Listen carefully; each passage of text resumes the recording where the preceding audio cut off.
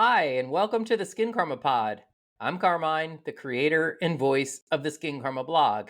With more than 25 years in beauty as a brand builder, copywriter, and skincare junkie, I'm putting my product wisdom and expertise to work demystifying skincare. Today, on the Skincarma Pod, episode 12, I'm demystifying hyaluronic acid and exploring why it actually may be drying your skin out. Look, I like to say hydrated skin is healthy skin.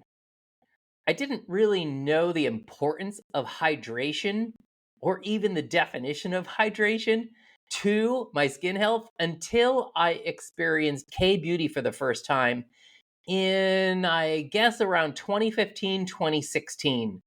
And why K Beauty? Like, what's the relevance of hydration to K Beauty in particular?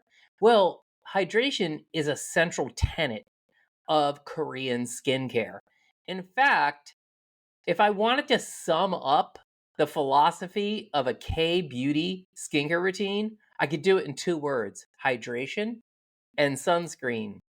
It's why Korean women, and many Korean men, in fact, have such clear, radiant, and youthful skin. I guess it was last weekend or 2 weeks ago, I was watching a series on Netflix, a reality series, like one of those love reality series.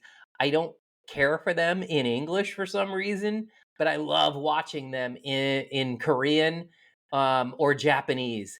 And so I was watching this reality show on Netflix called Singles Inferno, and it's filmed on a Korean island. I don't know which Korean island. Maybe it's Jeju. Maybe it's not.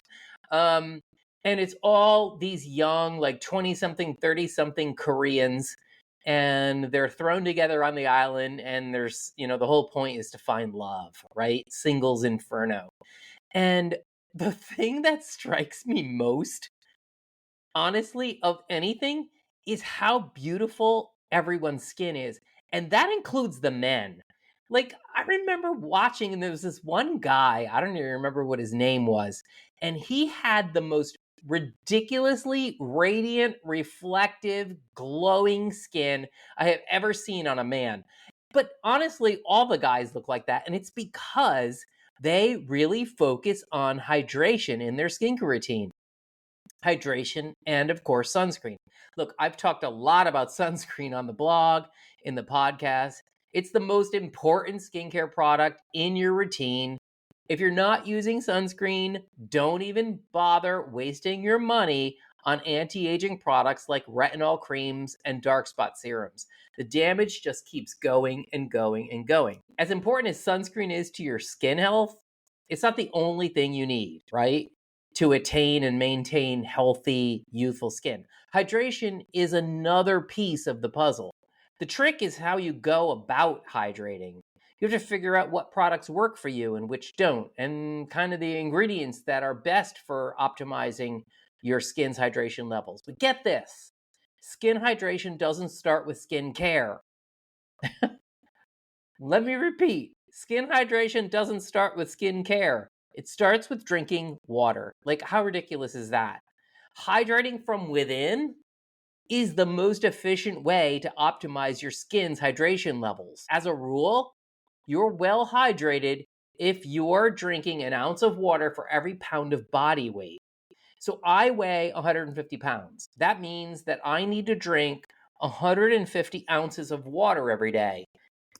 This big bottle. I drink 3 of these 50-ounce bottles of water every day. Excuse me. It reminds me that I needed to hydrate. But what about skincare? How can you optimize your skin like the Koreans do, and particularly optimize your hydration levels? Which ingredients work best? Let's get to demystifying. As a reminder, what are the components of an ideal skincare routine? You might recall, if you've been following the blog and listening to the podcast, that a couple of weeks ago I did back-to-back podcasts and blog articles about what I called the perfect AM skincare routine and the perfect PM skincare routine. And just sort of break that down again, The components of an ideal skincare routine are cleansing, moisturizing, antioxidants, sunscreen in the AM, and retinol in the PM. Oh, wait, did I forget something? I forgot toner. Optimally hydrated skin requires a toner after you cleanse. A lot of people forego a toner. It's not a deal breaker in terms of your skin health, but if you want to optimize your skin's hydration levels, you should be using a hydrating toner right after cleansing to dampen your skin, and then apply your serums and whatever, if it's morning or evening. But when I talk about a hydrating toner, I want to distinguish hydrating toners from exfoliating toners. Exfoliating toners exfoliate. They contain glycolic acid, salicylic acid, any kind of acid that helps to slough away dead surface skin. Clinique kind of ruined, if you will, the whole concept of a toner in the 70s when they introduced that horrible alcohol-based exfoliating toner and made it like kind of mandatory in their 3-step routine. So Americans have been conditioned to think that a toner needs to be super strong and powerful at exfoliating and brightening the complexion. But Koreans really, really, really focus their skincare routine on hydrating, and that includes a hydrating toner and certainly hydrating serums. Hydrating serums and toners contain what are called humectants. Humectants are ingredients, they're actives that lock moisture into your skin, that lock water into your skin, and they optimize your skin's hydration levels by holding water in the skin and preventing what's called transepidermal water loss. Hydrating toners, particularly when used after cleansing, enhance the penetration of actives by kind of I think if you think about your face, the skin on your face as a sponge, think about how a wet sponge soaks up water on a counter. Like if there's water spilled on a counter, a wet sponge will soak up the water more quickly than a dry sponge will. And that's kind of the same concept. Your skin works in the same way. If your skin is damp, it's going to pull wet serums and toners deeper into the skin more quickly and more effectively than bare dry skin would. Some common humectants that you might have heard of in hydrating toners, serums, and even moisturizers are Centella asiatica or Cica, aloe leaf juice, aloe vera, glycerin, and of course, every marketer's favorite, hyaluronic acid or HA. All of these are tried and true. Newer humectants, however, have come out in the past year or so that are considered more effective than hyaluronic acid. One of them is called polyglutamic acid or PGA, and the second, which has become really popular in skincare and a trending ingredient, called Ectoin. And the Inky List actually just came out with a new Ectoin Hydro Barrier Serum that combines Ectoin and hyaluronic acid for much more effective hydrating of the skin. And Ectoin itself helps to strengthen the skin barrier. When you have a stronger skin barrier, you don't lose water as quickly. So over the last few weeks, I've really, really grown fond of, if you will, kind of obsessed with this new Inky List barrier serum with Ectoin. It's really phenomenal. It has a really terrific texture. I will link in the show notes to my product review of it on the Skincarma blog. Another one of my favorites is the Murad Cellular Hydration Repair Serum. It combines 8 humectants, including glycerin, sodium hyaluronate, which is the salt form of hyaluronic acid, trehalose, and urea, to name just 4 of them. It's got this really terrific texture. Again, I'll drop the links to the product reviews in the show notes. And third of these standout, if you will, hydrating serums that I kind of gravitate to is The Ordinary's new hyaluronic acid 2% plus ceramides.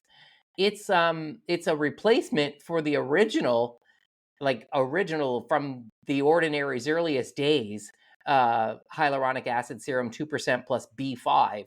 The new version contains 5 types of hyaluronic acid, whereas the original contained 4, plus ceramides. And that is really, really important.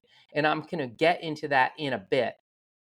But I love this. I love this new serum. It's really interesting that the Ordinary replaced the original hyaluronic acid serum with this one with ceramides, and then just a couple of weeks ago, due to consumer pushback, they reintroduced the original hyaluronic acid serum with B5.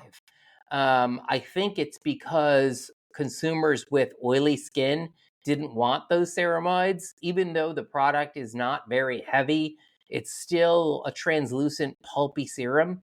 But for some reason, they reintroduced the original, which I think is kind of confusing for the consumer, especially since the new version is a far superior hydrating serums. There's 2 newer humectants I've read a lot about in the last couple of weeks. One is a plant-derived glycogen, and the other is a next generation hyaluronic acid derived active that penetrates deeper into the skin. It's called hydroxypropyltrimonium hyaluronate. That's going to need to be abbreviated. Let's say HPT, hydroxypropyltrimonium, HPT hyaluronate. Watch out for that one. You heard it here first. So the thing is about hyaluronic acid is that it doesn't go very deep. It sits in the very, very surface layer in your skin barrier, much like water does. Like if you could just hydrate your skin with water, you could just shower and call it a day, put on a moisturizer, and you're all good. And you can kind of do that, right? Like if you put a moisturizer onto your skin immediately after showering, you get a plumper effect because you're essentially blocking the evaporation of water. Like the reason why you can't just apply water and go is because it evaporates. And so hyaluronic acid in the surface layer of your skin kind of has the same effect while it's locking water into your skin. It is also not going very deep. But for now, hyaluronic acid really remains the go-to. It's, again, every skin marketer's favorite ingredient. It's in everything. I mean, honestly, look at your ingredient list and you're going to find hyaluronic acid in there, whether it's a moisturizer, a toner, a serum. A lot of face serums that deliver niacinamide or, other actives contain hyaluronic acid or glycerin as the base. But why is hyaluronic acid kind of every marketer's favorite? Look, it's an effective ingredient. It hydrates the skin.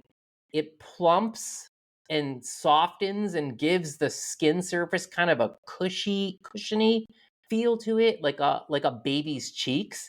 It gives the impression that it's working immediately because the effect of hyaluronic acid or the benefit of hyaluronic acid is so immediate. It gets to work immediately, locking water in the skin.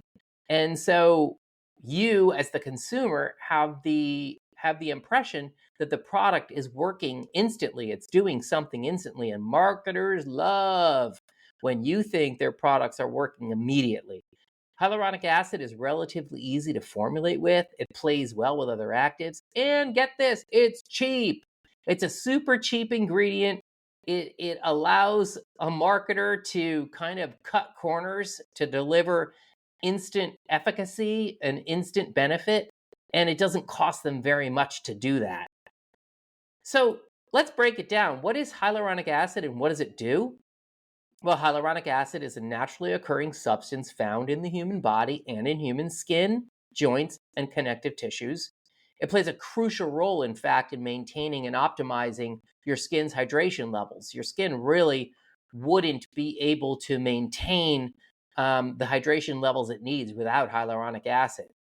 Again, it attracts and binds to water molecules like a magnet that lock water into the skin. They hold water in place.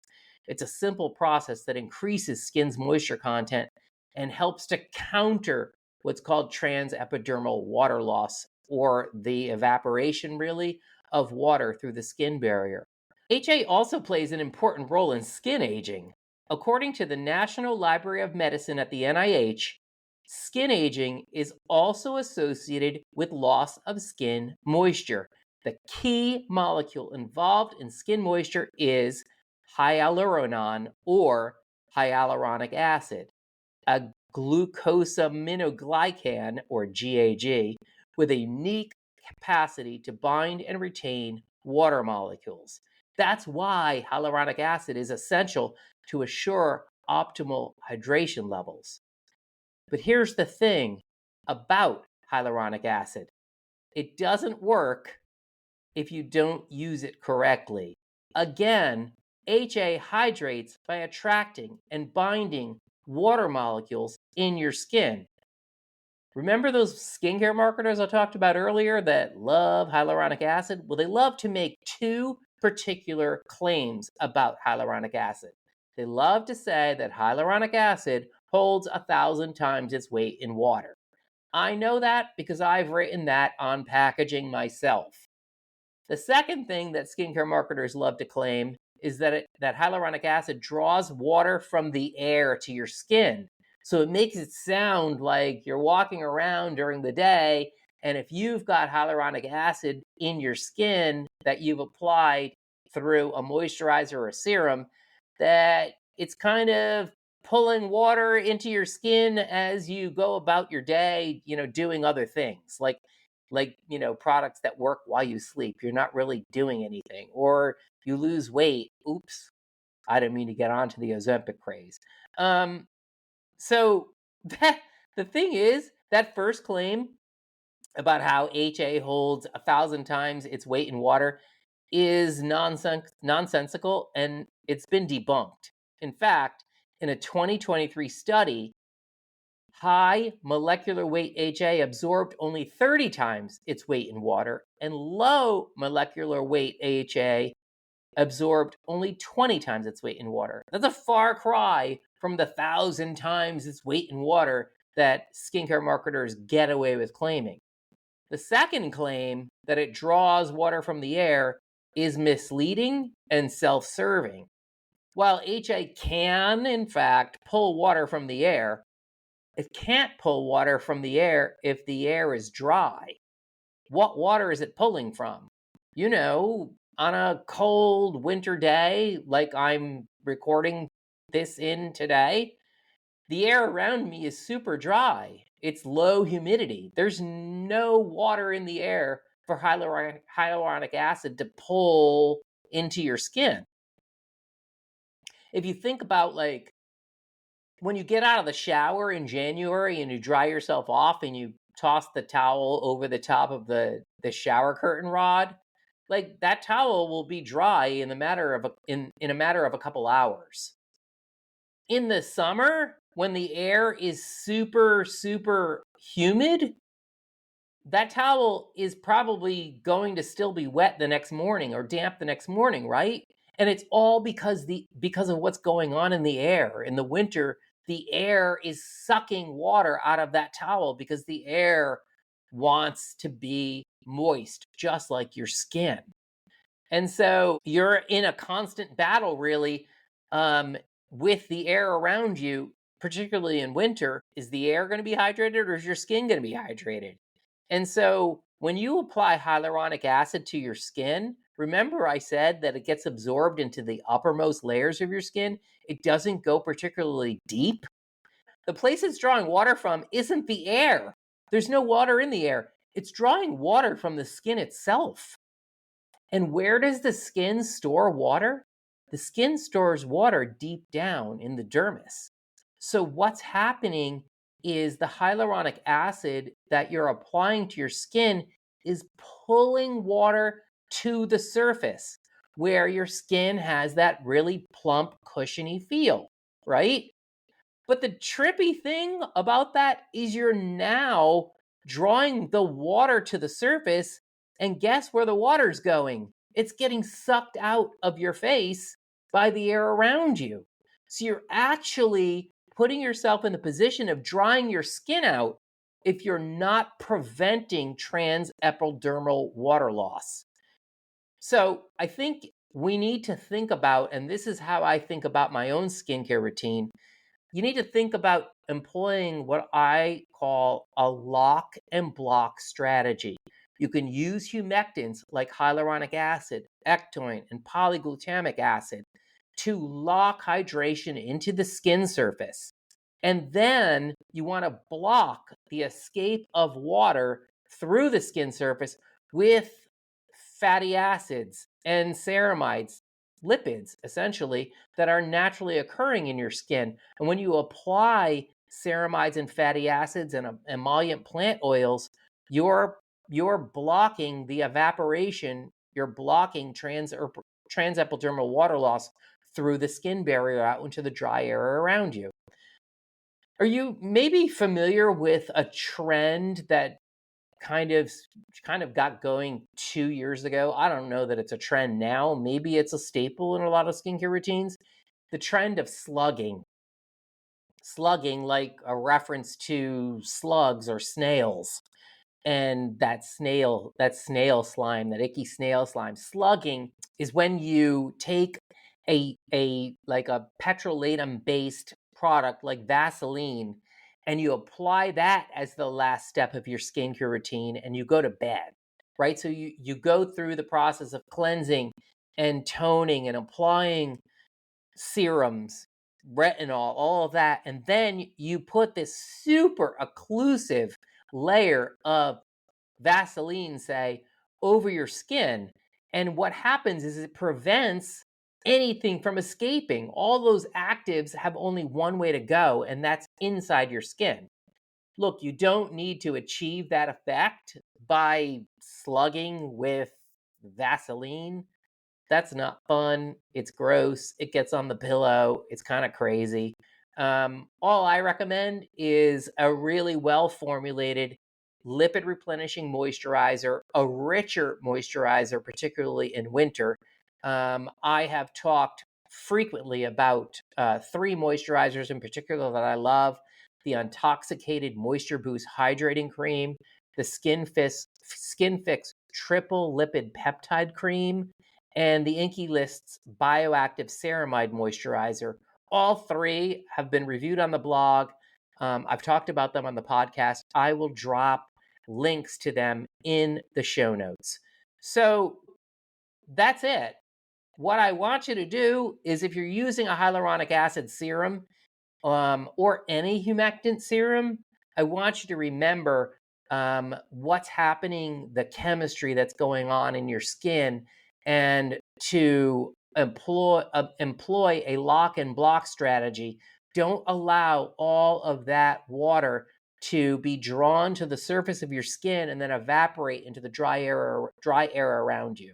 Remember to drink plenty of water, 150 ounces of water a day, an ounce for every pound of body weight, and don't forget sunscreen. Thank you for listening to the Skin Karma Pod. Find more insights, real talk, and reviews of my favorite skincare products on the Skincarma blog at skinkarma.com. And if you like what you heard today, please subscribe to the podcast. Ciao.